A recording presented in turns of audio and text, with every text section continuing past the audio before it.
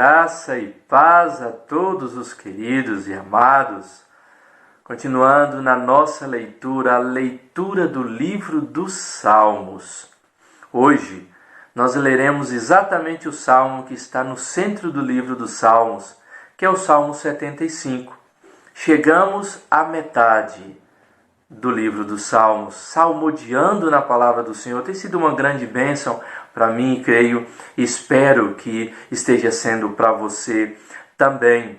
E no Salmo 75, a palavra do Senhor nos diz assim: graças te rendemos, ó Deus, graças te rendemos e invocamos o teu nome e declaramos as tuas maravilhas.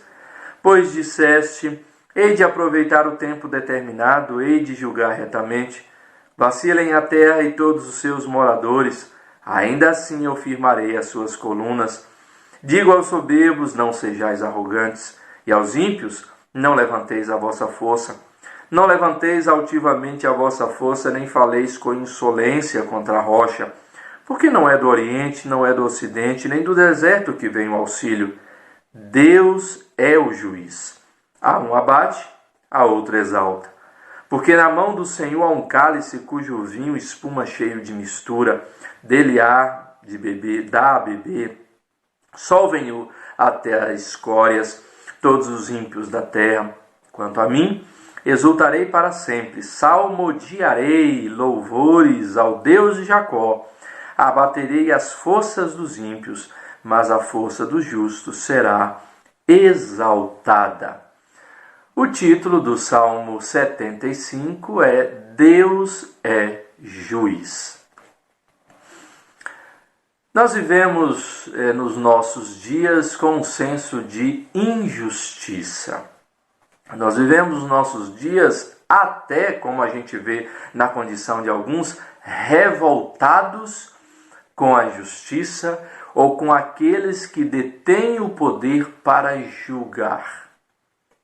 Essa revolta se dá não por acaso, mas se dá por motivos, alguns justos, outros não, mas infelizmente se dá por motivos de julgamentos em que nós avaliamos terem sido injustos.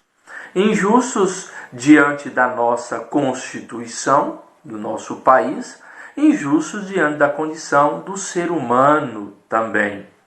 Julgamentos que são injustos por aqueles que têm o poder, como eu já disse, juízes constituídos, mas também julgamentos injustos de pessoas comuns diante de nós ou diante de outros.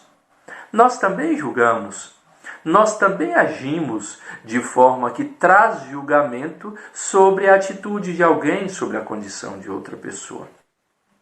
Mas o salmista, ele traz aqui neste salmo a questão de um juiz que ele não falha jamais, de um juiz que tem absolutamente todo o poder e que as suas decisões são cumpridas efetivamente, do juiz que não há sombra de falha, de dúvida quanto às suas decisões.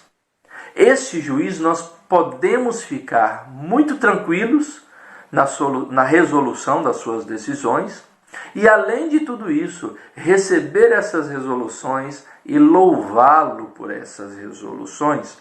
Por isso que o salmista começa dizendo: graças te rendemos, ó Deus, graças te rendemos, invocamos o teu nome e declaramos as tuas maravilhas.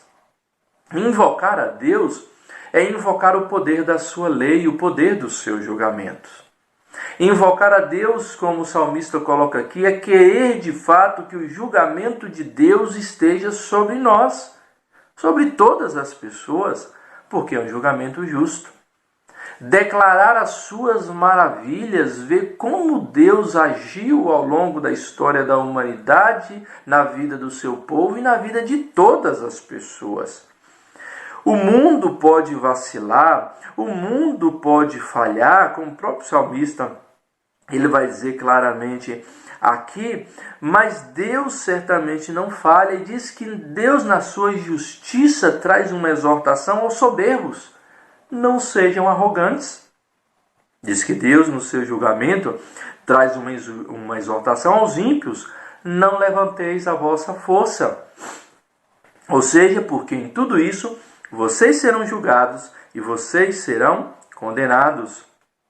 E também o salmista clama a esse Deus para que Deus o dê força e o proteja.